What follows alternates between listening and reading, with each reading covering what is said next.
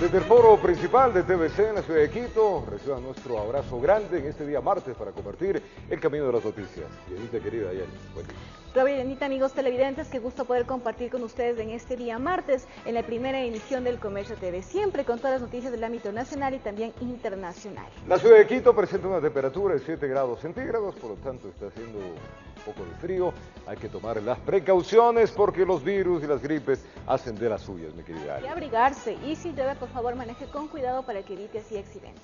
Buen día para todos, 2:30 información. Aquí iniciamos. Vamos a empezar contándoles que un hombre de 29 años murió y otro resultó herido tras un accidente de tránsito. El percance ocurrió en Santo Domingo de los Áchilas. Producto del choque entre una motocicleta y un vehículo fantasma, un hombre murió y otro resultó herido en la cooperativa de vivienda Carlos Ruiz Burneo al oeste de Santo Domingo. Solo se encuentra un vehículo, que es la motocicleta. Asimismo existe una persona fallecida que se encuentra irregular, se estaría realizando el levantamiento del cadáver. Y existe pues una persona herida que ya fue trasladada por la ambulancia hasta una casa de salud. Prácticamente la camioneta cruzaba velocidad, igualmente la moto. O sea, no hay precaución de ambos lados, entonces pasó lo que pasó. Fue el sonido del impacto lo que alertó a los vecinos que descansaban durante la madrugada, sin sospechar que la muerte se echaba a la calle. Yo vi cuando estaban tirados en el piso. ¿El señor habría muerto en el acto, se puede decir? No, el fallecido con unos minutos después. El fallecido fue identificado como Javier G. de 29 años y el herido es su cuñado. Mi primo conmigo salió a jugar aquí en Ucón. Ahí nos regresamos, de ahí se ha topado con él, con el final. Y han salido y no sé de ahí que... Del otro vehículo y sus ocupantes se desconoce quiénes serán. Hasta ahora se desconocen los datos porque no hay el otro vehículo, tampoco hay testigos que nos ayuden para seguir con la investigación. Tras este accidente, los moradores del sector esperan que se construyan rompevelocidades en la zona, pues temen que por la imprudencia se produzcan más accidentes. Los semáforos no se respetan. Entonces yo creo que un muro en cada punta es bueno, porque aquí la gente lo que hace solamente es a unos 10, 15 metros, lo que hace es simplemente escoger y pitar y cruzar. Personal del CIAT levantó el cadáver y busca esclarecer este nuevo accidente que enluta a otra familia santodomingueña. Desde la provincia de Sáchila informó Gisela Moreira. Lamentable con todos los accidentes, esta vez un aparatoso accidente de tránsito se registró en la vía perimetral. Una persona resultó herida. Veamos. El accidente ocurrió a la altura del desvío que conduce a la Espol en la vía perimetral. Sucedió entre este auto y una motocicleta, en la que, según versiones, viajaban 3 personas, quienes tras el impacto cayeron a la calzada. No, gracias a Dios todos colaboraron, detuvieron su marcha y comenzaron a dar los primeros auxilios también en los vehículos. Dicen que en la moto iba una menor de edad. Sí, señor. ¿De cuántos años la? 5 años. Gracias a Dios no le pasó nada a ella. Gracias a Dios no pasó nada. Una persona que resultó con serias heridas fue trasladada a un hospital cercano. Los 2 conductores del auto y de la moto fueron detenidos, pero también estaría implicado otro chofer que conducía un camión. Ya el camión fue detenido más adelante en la escuela, está sin conductor. Ya fueron las unidades a tomar el procedimiento también en ese sentido. Ya estamos llevando los vehículos al CRB. Me voy a disponer a realizar el parte respectivo del accidente de tránsito. Más adelante, dependiendo de las investigaciones, saldrá a la luz quiénes serían los posibles causantes. No puedo decirle nada más. Miembros del Cuerpo de Bomberos de Guayaquil colaboraron en las tareas de socorro y de despeje de la vía. Informó Marcela Maquilón. El accionar de un falso sacerdote salió a la luz pública en el operativo Impacto 125. Las autoridades hicieron un llamado a la comunidad a no caer en las mentiras de sujetos inescrupulosos que juegan con la fe de las personas. La mentira era perfecta para engañar a las personas de buen corazón. Pegó logotipos de la supuesta fundación a la que representaba en varias partes de la camioneta en la que se movilizaba. Hacía el cuento que ayudaba a niños de la calle y adultos mayores. Era más creíble. Y los réditos a su bolsillo. Camuflar la identidad o realizar sus actividades ilícitas con un falso nombre. De la Policía Judicial incluso encontraron videos de las visitas que hacía a las empresas donde solicitaba ayuda en nombre de la fundación. En la misma, el falso padre Mauricio fungía de subdirector. Hay empresas que les daban de 200 a 600 hasta $1.200 por cada contribución. Mientras el arzobispado de Quito emitió un certificado donde señala que Cristian Mauricio N. no consta como sacerdote de dicha jurisdicción eclesiástica, a la vez que exhortó a no dejarse engañar por estas personas que actúan movidas por intereses propios y no en función de la Iglesia Católica. Que no tiene la condición de sacerdote. En este caso todo era falso, la fundación tampoco existía. Estiman que con esta fachada empezó a operar desde el 2015 en varias ciudades del país como Quito, Ambato, Riobamba y Ibarra. Se hacía pasar que él tenía una fundación por el cual se captaba dinero. Las autoridades exhortaron a las personas que hayan sido víctimas del padre Mauricio, pongan la denuncia respectiva en el campo jurídico. Hablan de varios delitos, entre ellos estafa y usurpación de funciones. Haciéndose pasar como administrador de la Fundación Visión Esperanza de la Calle y Adulto Mayor. Al parecer utilizaba la palabra de Dios para lucro personal y de la supuesta organización que lideraba. En Quito informó Iván Casamen. Un operativo con la Policía Nacional detuvo un vehículo que transportaba paquetes que se presume sería cocaína. La sustancia estaba almacenada en una caleta y se detuvo a una persona para las investigaciones del caso.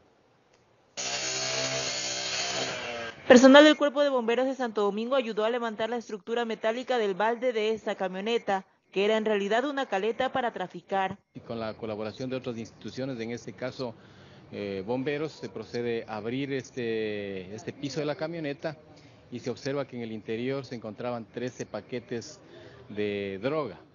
Fueron elementos de la unidad antinarcóticos quienes detuvieron al vehículo sospechoso en un operativo de interdicción, cuando al parecer se dirigía al Cantón Pedernales. Ya una vez que se delegue la investigación se determinará de dónde salió, hacia quién iba dirigido y cuál era el fin último de esta droga. Tras realizar las pruebas respectivas al contenido de los 13 paquetes, estas dieron positivo para cocaína. Bueno, normalmente aquí el bloque que puede tener un kilo de cocaína fluctúa entre $1.500 y $2.000. Una persona fue detenida por este nuevo caso, en el que la oportuna labor policial impide que la droga llegue a las calles de nuestro país y el mundo. Estamos en la verificación. Usted sabe que recién se le detuvo y ahí estamos realmente iniciando el procedimiento para poner a órdenes de las autoridades. Desde Santo Domingo de los Áchilas, informó Gisela Moreira. En Loja se realizaron varias excavaciones para encontrar los restos de una menor desaparecida en el 2014. La persona que fue detenida por este caso confesó lo ocurrido. Autoridades no descartan más involucrados. En el año 2014, en la ciudad de Loja, el 22 de enero, desapareció María del Cisne, de tan solo 7 años de edad. La menor se habría ido a hacer un mandado para su madre, pero nunca más volvió. Fiscalía, Policía Nacional y grupos especializados durante ese fin de semana realizaron varias excavaciones en el norte de la ciudad para poder encontrar con los restos de la menor. Una persona se encuentra detenida, quien habría confesado el delito. Ratificó que él era la persona que había participado en la desaparición posterior al delito sexual y homicidio. La búsqueda ha sido minuciosa pese a la dificultad para poder llegar hasta el lugar donde presuntamente habría sido enterrada. La Fiscalía arbitró conjuntamente con las policías, los agentes de la policía de la DINASED, algunas técnicas especiales de investigación con la finalidad de establecer en primer lugar su paradero. Este caso se suma a la red de pornografía infantil, pues en celulares decomisados de personas detenidas existían imágenes de María del Cisne. Existieron 2 personas que mencionaron haber visto las fotografías de la niña María del Cisne C en los teléfonos celulares de uno de los procesados dentro de esta red. Las autoridades, por su parte, continuarán trabajando en la búsqueda de los restos de la menor y se pedirá la pena máxima y no se descarta más involucrados. Y en el hecho de establecer si es uno el participante o hay más de un participante. En Loja informó Marcela Constante Brito. Son las 7:04 de la mañana, 6:04 allá en Galápagos. Contarles ahora que un ciudadano de 32 años de edad falleció electrocutado cuando realizaba una conexión eléctrica para la que había sido contratado. Este hecho ocurrió en el sector conocido como El Chorillo. Esto es ubicado en el kilómetro 22, en la vía Guayaquil-Daule. Su intención era llevar luz hasta un domicilio de esa población, pero una aparente mala maniobra desencadenó una tragedia. Esto había sido, según indica lo que se ha investigado previamente, de que se lo ha contactado para que haga la conexión y enseguida ha sido la descarga que le ha producido la muerte. El ciudadano de 32 años responde a los nombres de Pablo Zambrano Mero. La novedad se reportó alrededor de las 19 horas de este domingo. El ahora occiso arribó hasta esa localidad ubicada en el kilómetro 23 de la vía Guayaquil-Daule, contratado por unos conocidos para realizar una instalación eléctrica. Al parecer, el ciudadano ya contaba con experiencia de este tipo, por lo cual nadie se explica qué salió mal. Él no es el sector que ha hecho Billo, él trabaja, según se indica en las primeras investigaciones, en Cenel San Borondón y vive en el sector de la cooperativa San Francisco, aquí en el sector noroeste de Guayaquil. Agentes de criminalística debieron abrirse paso en medio del estrecho camino, guiados por luces de linternas y una vela que fue colocada junto al cadáver. Fue fulminante y muerte instantánea. Y inmediatamente llamaron al 911 que reportó en la DINASE de la Fiscalía para acudir al levantamiento del cadáver. Informó José Morales. Autoridades detienen el auto en el que fue arrastrada la gente de la Comisión de Tránsito del Ecuador, hecho registrado el fin de semana en la provincia de Manabí.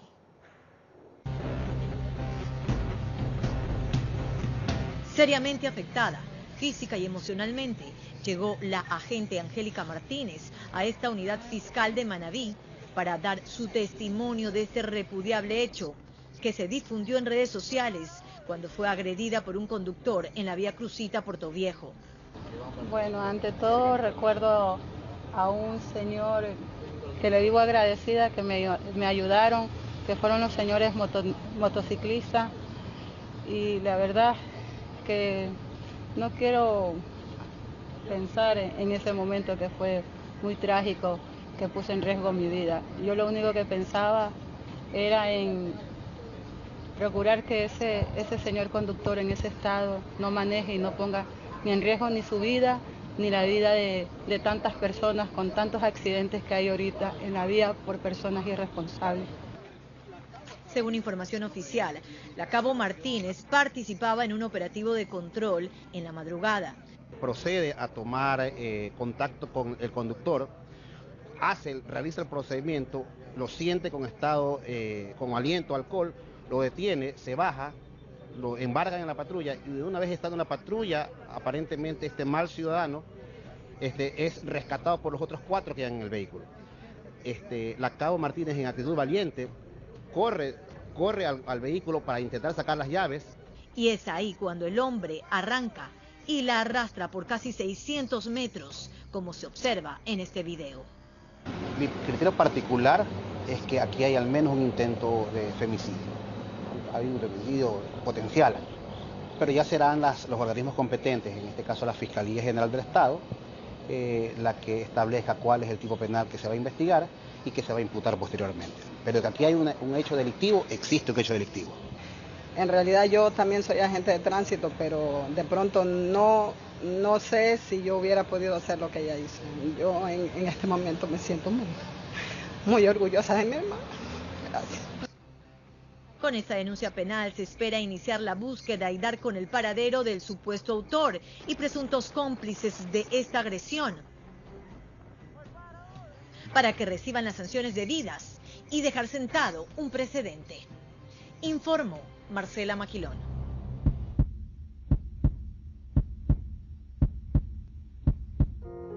Paul, Javier, Efraín, nos hacen falta.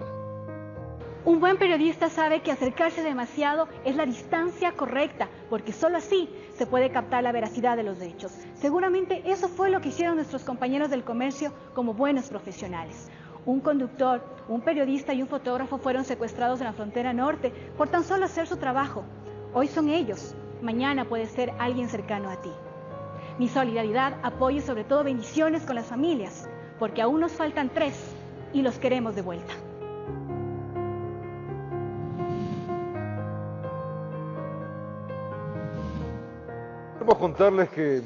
Queremos contarles que el hombre confianza de alias Guacho fue detenido en la vía Santo Domingo Esmeraldas. El ecuatoriano Giovanni P. sería vinculado al atentado en contra del comando policial en San Lorenzo. Veamos.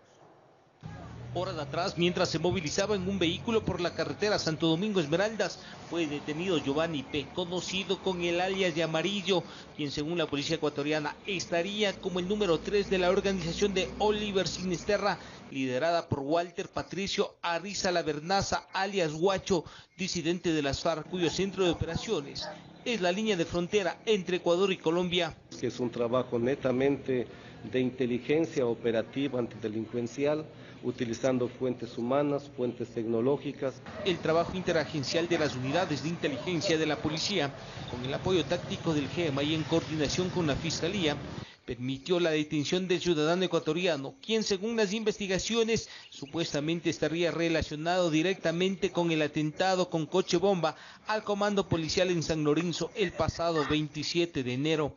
Por el nivel jerárquico en la organización delictiva, estiman que se trata de un duro golpe a las filas del grupo armado organizado residual GAOR, cuyo líder es alias Guacho. Ya son 23 personas que han sido detenidas y que forman parte de esta organización. La Policía Nacional conoce de esta organización desde octubre. Giovanni P., alias Amarillo, cuenta con prisión preventiva, se lo investiga por el delito de terrorismo.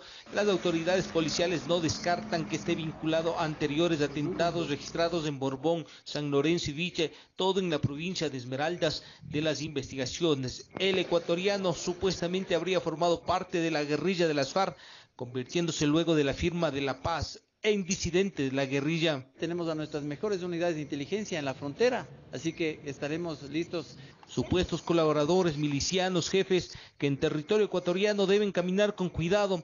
La ley les persigue. En Quito informó Iván Casamen. El ministro del Interior, César Navas, afirmó que no existen negociaciones para la liberación del equipo periodístico secuestrado desde el pasado 26 de marzo en la frontera con Colombia. Dijo que se ha establecido un proceso técnico para el efecto y que se han planteado 4 escenarios. El ministro del Interior, César Navas, fue enfático. En un conversatorio frente a la prensa extranjera, aseguró que no hay un proceso de negociación para la liberación del grupo periodístico secuestrado desde el pasado 26 de marzo en la frontera norte del país. Yo le puedo decir, no estamos en ningún proceso de negociación. Y que se han planteado 4 escenarios. Pues se han abierto un sinnúmero de escenarios, desde 4 escenarios, no se los podemos decir cuáles son esos 4 escenarios, pero lo que yo sí le puedo afirmar es la voluntad del gobierno nacional, de nuestro presidente, que nos ha dado la disposición directa de que se agoten todas las instancias para que nuestros 3 conciudadanos retornen y retornen bien a sus hogares. Por su parte, el comandante de la policía, Ramiro Mantilla, afirmó que lo que sí hay es un proceso técnico policial y explicó en qué consiste.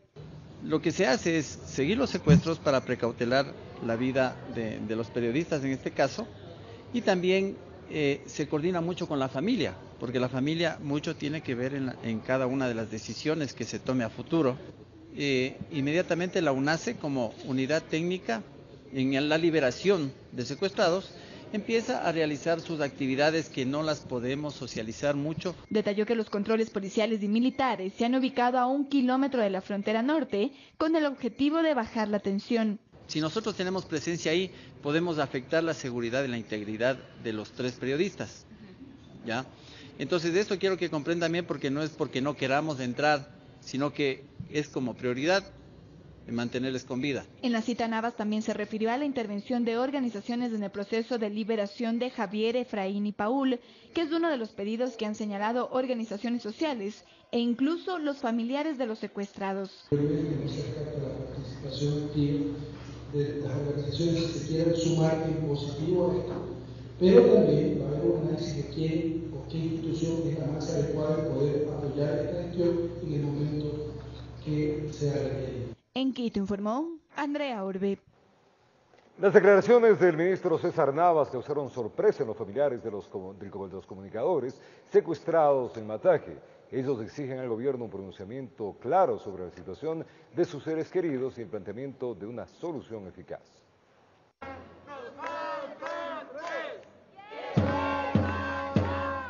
Fue un un balde de agua fría para las tres familias al enterarse que no hay un proceso de negociación para rescatar a sus seres queridos secuestrados por disidentes de la guerrilla colombiana de las FARC hace 2 semanas. Como ustedes y pues a nosotros como familiares nos ha dejado tiesos, quietos, indignados es la palabra. Alejandro Ortega, hermano del periodista Javier Ortega, uno de los rehenes, asegura que la información que el gobierno les dio señalaba que existía un proceso de negociación.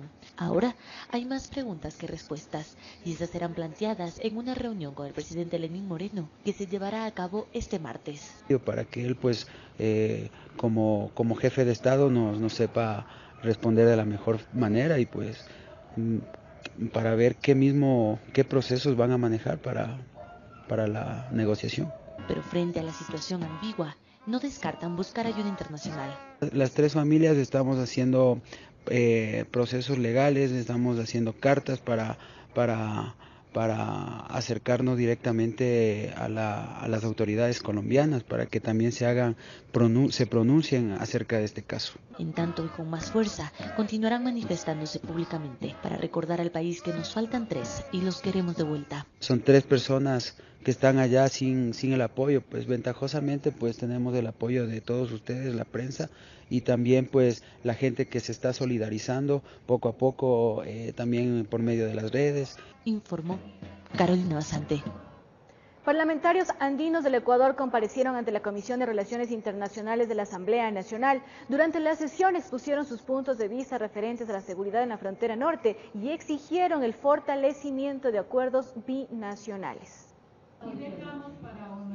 Después de un impasse entre algunos comisionados y la presidenta Doris Solís por la aprobación de la agenda de autoridades que deberían asistir a comparecer ante la mesa legislativa, expusieron sus razones sobre seguridad en la frontera norte los parlamentarios andinos. Es que el Parlamento pone a su disposición sus capacidades en este espacio que es el natural para nosotros a fin de contribuir y enfrentar la crisis originada en la frontera norte. Rosa Mireya Cárdenas además propuso una reunión con sus pares senadores del 20 de abril y que a través de la Cancillería se solicite una reunión con el presidente colombiano Juan Manuel Santos. Este instrumento debe recoger los elementos e insumos necesarios, podamos enfrentar la crisis con un instrumento legal común entre los países de la región andina. De su parte, Fausto Cobo aseveró que la seguridad no es militar ni policial, sino política. Por esta razón señaló que no está de acuerdo con el Consejo Asesor de Seguridad Externo del Ejecutivo, porque según él, le resta institucionalidad a las Fuerzas Armadas. ¿Qué dirán los ministros? ¿Qué dirán los militares del alto mando, los policías del alto mando, que pertenecen al Consejo de Seguridad Pública y del Estado? Y yo formo otro consejo que tiene la misma finalidad que el institucional. ¿Qué quiere decir eso? Que los otros no sirven. Por otro lado, el parlamentario Hugo Quirós exigió que el Estado brinde la asistencia total a los compatriotas residentes en la línea fronteriza con Colombia. Pamela Aguirre, la última parlamentaria en intervenir, propuso que los parlamentarios andinos sean invitados a todos los gabinetes binacionales. Esto debido a que este organismo elabora normativas que inciden en la comunidad andina. Se firmaron varios compromisos del gobierno del señor Lenín Moreno con el gobierno del señor Juan Manuel Santos. ¿En qué están esos compromisos? Al ser parlamentos debemos hacer un seguimiento fiscalizador a nivel nacional y a nivel regional, saber qué pasa con esos compromisos. La Comisión de Relaciones Internacionales de la Asamblea Nacional espera en los próximos días convocar a los ministros de Estado relacionados con la problemática de seguridad, informó Javier Rosero. El presidente de la República, Lenín Moreno, se refirió a varios temas de interés nacional durante su vital informe semanal. El jefe de Estado dio detalles en torno a los periodistas secuestrados en Esmeraldas. Veamos. Y que esté al servicio de todos. Pero en la ya tradicional cadena nacional del presidente de la República, que realiza todos los lunes, el primer mandatario se refirió al tema Esmeraldas. Las fuerzas de seguridad procedieron enseguida a detener a varias personas presumiblemente involucradas en estas acciones. Vamos a seguir enfrentando estas cobardes agresiones con firmeza y fortaleciendo a nuestra policía y fuerzas armadas. Ecuador es un país de paz, de trabajo, de respeto a las libertades y no vamos a permitir que las acciones del crimen organizado quebranten esa paz. Asimismo, abordó la situación de los 3 periodistas secuestrados desde hace 15 días. Nos faltan 3. Javier, Paul, Efraín. Nuestra más alta prioridad es que regresen inmediatamente. Estamos trabajando en ello, desplegando todos los esfuerzos posibles y necesarios y considerando todas las opciones para conseguir este objetivo. Y que en las próximas horas él visitaría a los familiares de los comunicadores. Mañana me reuniré con los familiares de los secuestrados para acompañarles con nuestra solidaridad e informarles lo que estamos haciendo desde el gobierno. Informó Julio César Saona. Familiares de Marcelo Muñoz, un hombre de 59 años de edad, nacido en Ibarra, cuentan cómo en el año 2013 lo secuestraron. Desde ese entonces no se sabe nada de él. Solicitan respuesta de las autoridades pertinentes. Fue el secuestro de 3 integrantes del equipo periodístico de Diario El Comercio, Efraín, Javier y Paul, el que les hizo romper su silencio. Se trata de la familia Muñoz, quien reveló el que habría sido el secuestro de uno de sus integrantes, Marcelo. En Ibarra, en donde vivimos todos, y una mañana de un sábado, 1 de junio, irrumpieron el domicilio 5 personas, entre ellos una mujer, y se los llevaron. Según cuentan los familiares del secuestro, en primera instancia se habría tratado de la pareja, es decir, de Muñoz y su esposa. Ellos habrían sido trasladados en un vehículo hacia una zona selvática cercana a la frontera con Colombia. La mujer habría sido liberada, pero a cambio se le habría pedido conseguir una suma importante de dinero para liberar también a su esposo. Padre de familia de 3 hijos y el sustento de una familia. Sí, es un secuestro extorsivo. Los comunicados, solicitudes y varias cartas para poder recibir ayuda de las autoridades no han faltado. Queremos que las autoridades nos digan algo. Sabemos que por la policía que se ha hecho las investigaciones, nos han dicho que sí, están en proceso, pero hasta ahora no sabemos nada. A pesar de que dicen que seguramente guardar silencio mientras duraban las negociaciones fue oportuno, ahora ya no quieren callar. Y por ello han organizado varias acciones. Llegaron hasta el Palacio de Carondelet para el cambio de guardia y cada viernes a las 17 horas se realizan plantones en el obelisco de Ibarra. Dada su revelación, también nos han recibido autoridades. Es preciso entonces hacer público el hecho de que no son 3, sino son 4, precisamente que presentan las mismas características con las cuales hemos tenido que vivir como país frente al conflicto armado permanente en la hermana República de Colombia. Esperan que Marcelo regrese pronto a su hogar. En Quito informó Andrea Orbe. Es tiempo de separarnos brevemente en la primera emisión del Noticiero El Comercio TV en la señal de TVC. Contarles que el informe de la Contraloría determinó indicios de responsabilidad penal para el expresidente Rafael Correa. Además, José Serrano rindió su versión sobre el audio de la conversación que mantuvo con el excontralor Carlos Polit. Serrano señala esta investigación como una persecución en su contra, el desarrollo de esta información y mucho más al volver acá en El Comercio TV.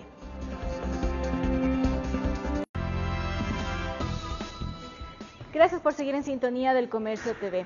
El informe de Contraloría determinó indicios de responsabilidad penal para el expresidente Rafael Correa y varios exministros. Esto en relación al examen especial de legalidad, fuentes y usos de la deuda pública durante el periodo de enero del 2012 a mayo del 2017. De Auditoría de Deuda Pública y Finanzas. El informe final de Contraloría a la legalidad, fuentes y usos de la deuda pública interna y externa determinó que el expresidente Rafael Correa y sus exministros Patricio Rivera y Fausto Herrera tendrían indicios de responsabilidad penal y administrativa con multa y destitución por la expedición del decreto 1218, mismo que habría permitido una metodología de cálculo deuda PIB no prevista en la ley. Lo que posibilitó contratar deuda sin la aprobación de la Asamblea ni el plan de fortalecimiento y sostenibilidad fiscal que prevé el COPRAFIP. A través de su cuenta de Twitter, el expresidente Correa se pronunció sobre este tema, señalando que lo responsabilizan penalmente por haber dicho que se mida la deuda de acuerdo al manual del Fondo Monetario Internacional. Este criterio no es compartido por el veedor del proceso de la deuda, Eduardo Valencia, al señalar que lo que diga el Fondo Monetario Internacional no es vinculante. Las disposiciones del Código de las Finanzas Públicas y su reglamento establecían con claridad meridiana de que había que incluir toda la deuda pública completa. El Fondo Monetario no nos puede obligar, así tuviesen razón, que no la tiene por lo que acabo de explicar. Las operaciones de venta anticipada de petróleo también ingresaron a este examen especial. Se aduce que estas no ingresaron en los rubros de deuda. No fueron consideradas como deuda a pesar de haberse reconocido el pago de intereses y devengado no solamente con crudo, sino también en efectivo. Sobre Petroecuador, el examen especial detalla que se gestionó sin ser de su competencia líneas de crédito. Por lo tanto, también existirían sanciones. Con multa y con destitución para los ministros de Economía y Finanzas, ministros de Hidrocarburos, miembros del directorio de EP Petroecuador, representante del CEMPLADES, gerentes generales de Petroecuador y subsecretarios de Financiamiento Público, actuantes durante el periodo. En entrevista con una radio nacional, el exmandatario Rafael Correa afirmó que se está tratando de engañar a la gente, pues de ninguna manera se habría sobrepasado el techo de la deuda pública. Según él, esta se encontraría por debajo del 40%. Sin embargo, la veeduría que realizó el examen especial sobre la deuda afirma lo contrario. Sabemos perfectamente bien que está muy por encima del 40% del Producto Interno Bruto y con problemas derivados como por ejemplo que no está contabilizada la deuda derivada de los contratos de preventa petroleros, tampoco la deuda del Estado con el Instituto Ecuatoriano de Seguridad Social. A las observaciones presentadas en el informe de Contraloría se presentan recomendaciones de obligatorio cumplimiento, entre ellas la derogación del decreto 1218. Que en el procesamiento cumple paso, etapa sí, pero son obligatorias. La declaratoria de secreta y reservada la documentación relacionada con estas operaciones de endeudamiento y la inexistencia de un archivo íntegro de estas se suman a las observaciones presentadas en este informe, informó Javier Rosero. La asambleísta Doris Ortiz considera como persecución política el informe de la Contraloría sobre el manejo de la deuda pública. Por su parte, Luis Fernando Torres solicita al fiscal que tome acción en el caso. Temas que van a debatirse tanto en el plano técnico como en el plano político, pues lamentablemente creemos que es una persecución de carácter político antes que algo sustentado técnicamente. Hay los estudios de los organismos internacionales, Banco Mundial, Fondo Monetario, etcétera, que sustentan claramente el porcentaje de endeudamiento, las decisiones que se tomaron, y creemos que es sobre la base de estos argumentos técnicos que tiene que solventarse esta temática que lamentablemente está en el terreno político. En el informe de la Contraloría General del Estado siempre hubo una serie de líneas forzadas y oscuras en la contratación de la deuda externa.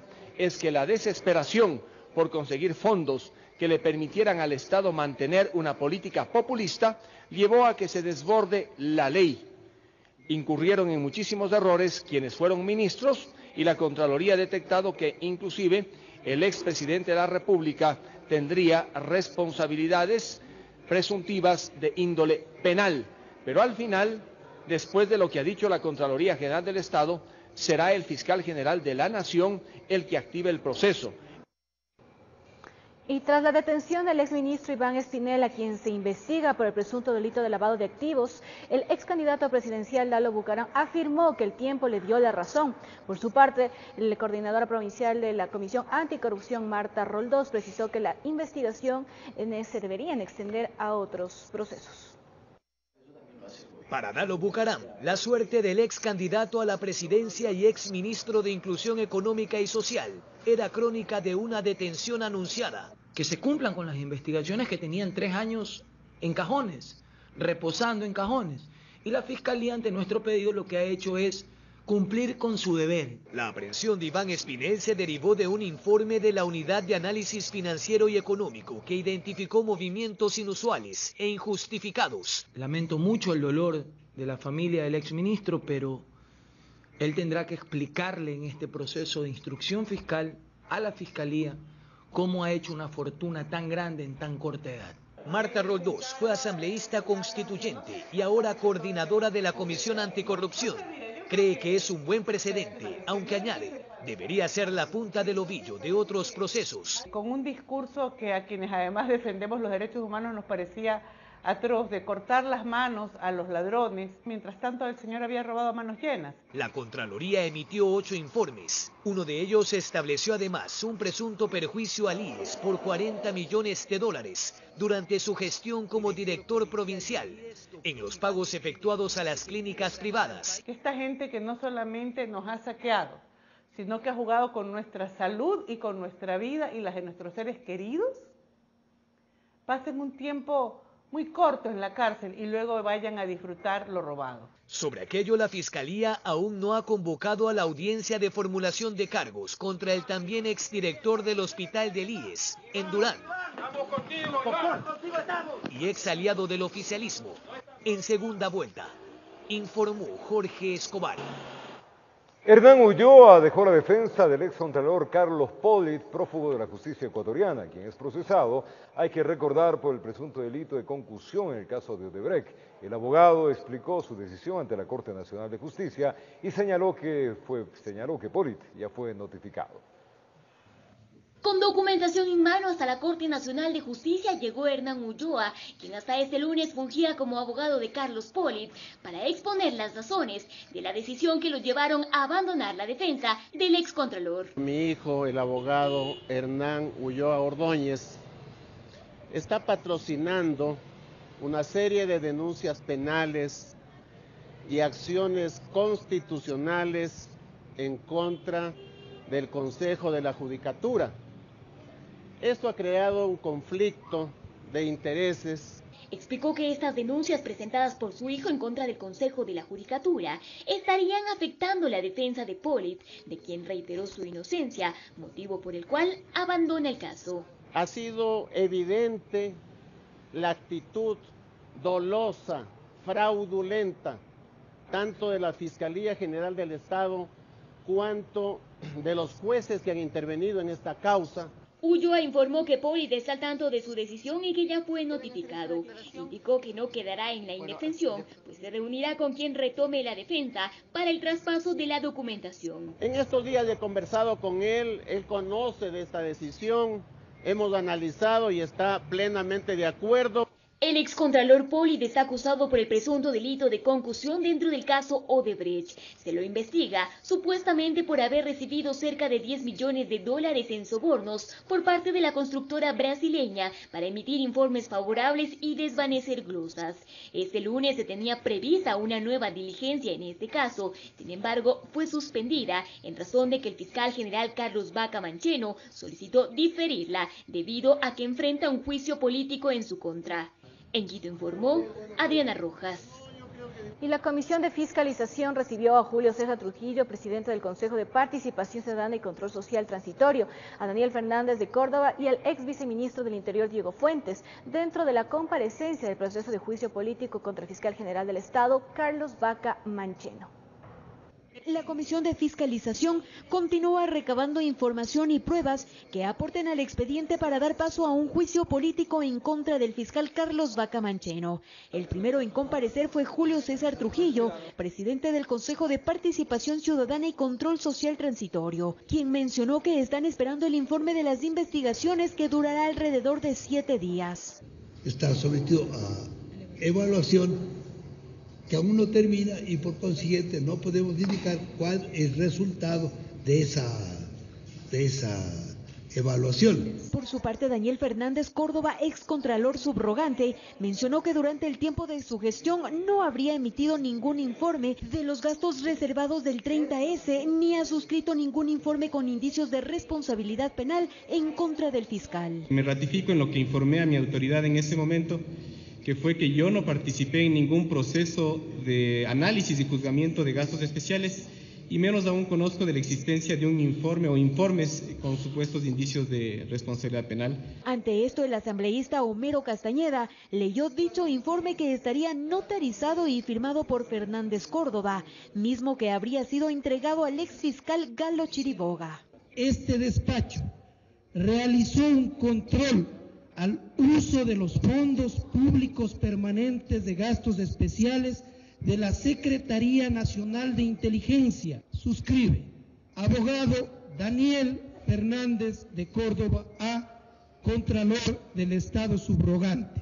Entiendo que lo que usted tiene ahí son copias simples que yo no puedo reconocer ni describir, por lo tanto no puedo reconocer ese documento. El abogado Diego Fuentes, que fue ex viceministro del Interior, también compareció. Luego de relatar los acontecimientos, Fuentes resumió que la declaración del policía se basó en 3 elementos. El parte fue elaborado horas después de que el fiscal aseguró tenía un parte y que recibió la información, que en esos mensajes se corrobora que el parte fue finalizado y autorizado por el teniente coronel Renato González aproximadamente a las 12:54. Y finalmente que le habrían pedido al policía, al sargento segundo Dani Barraguama, que realice una hipótesis de caso en donde se alegue que existe una conspiración para remover del cargo al señor fiscal general. Por estas razones, Fuentes habría colocado la denuncia penal en contra del fiscal. Que de la misma se desprenden elementos, por supuesto, de intimidación en contra del policía, se desprenden elementos de un fraude procesal y por supuesto también que se desprende un tráfico o un presunto tráfico de influencias. Es así que Fuentes realizó un llamado a los miembros de la comisión. Creo que hay elementos suficientes para determinar de que ha habido un incumplimiento de funciones, puesto que estas funciones son expresas y son claras. Todas las declaraciones realizadas formarán parte del expediente en el proceso de llamamiento a juicio político al fiscal Carlos Vaca Mancheno, quien comparecerá este día miércoles. Informó Patricia Aldaz. El expresidente de la Asamblea y actual legislador José Serrano rindió su versión sobre el audio de la conversación que mantuvo con el excontralor Carlos Polit. Señaló Serrano que esta investigación es una persecución en su contra. Veamos. A paso ligero llegó la tarde de este lunes José Serrano a la Fiscalía General del Estado. Rendir su versión le tomó menos de 30 minutos. Esta es una vil persecución de quien se desempeña como fiscal general de la Nación en este momento. Efectivamente, aquí hay una enemistad manifiesta y esto obviamente llama la atención. Además, aseguró que la supuesta persecución no es solamente en su contra. Se le pretende el día de hoy iniciar una persecución en contra de mi esposa y de mi familia. Y es que Serrano asegura que existen ciertas inconsistencias en el proceso, pues según sus palabras al finalizar la comparecencia, la fiscal a quien le rindió versión le aclaró que la investigación no es en su contra, sino en contra del policía que denunció fue obligado a elaborar el parte sobre la difusión del audio. Sin embargo, conocemos que al policía se le señaló, a él se le llamó como versionante, no como investigado. El audio en cuestión fue hecho público por el fiscal Vaca Mancheno, quien denunció un supuesto complot en su contra orquestado por Serrano y el excontralor Carlos Polit. ¿Qué fue, compadre lindo? ¿Cómo estás aquí? Pues hermano, saludándote. Hermano, aquí el tema es Vaca, hermano. Vaca es un miserable. Tú sabes, siempre fue un miserable y obviamente él no está dispuesto a cumplir con ningún acuerdo, ¿no? El escándalo que se desató a raíz de esta difusión le costó a Serrano la presidencia de la Asamblea. Ahora el legislador asegura tener en su poder documentos que comprometerían al fiscal general Carlos Vaca Mancheno, informó Carolina Basante.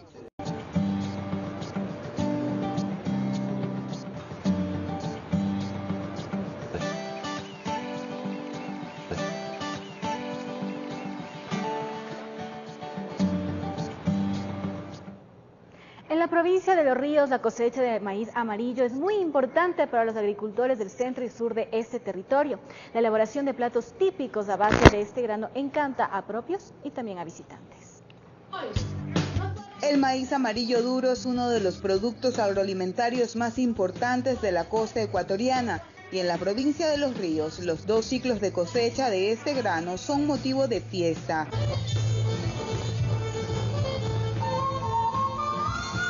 La feria de la cosecha de maíz se celebra cada año. Con sus hojas y granos se elabora la vestimenta de las niñas más bonitas del sector. En esta ocasión el humedal Abras de Mantequilla en Vinces fue el escenario de la convocatoria que cada año es masiva. Somos unas mujeres que hemos emprendido este negocio y esta actividad para realizar, para rescatar los platos muy antiguos de nuestro sector y también no esperar que el grano seque, sino que cuando está en esta temporada tratar de venderlo para tener un ingreso. Los platos típicos elaborados con el maíz no pueden faltar y con gusto los comensales esperan por las humitas, torrejas y tortas de choclo. Muy rico, de verdad, todo está muy delicioso. Las humitas, hallacas, cazuelas, sango, todo muy rico. La buena alimentación es parte de la identidad del costeño del Ecuador, que se siente además orgulloso de sus raíces montuvias y no teme demostrarlo. Tu mano tiene un anillo, de tu blusa aquí el corazón, de tus labios un lindo beso y de tu pecho el corazón. ¡Ay, compadre, qué rico! Escúcheme, mi gran amigo, aquí yo he llegado presente, porque solamente con él de aquí, mira cómo se ahonda este poquito de gente. Así se vive en los ríos la diversidad y el gusto por uno de los cultivos más importantes del Ecuador, informó Odette Camacho.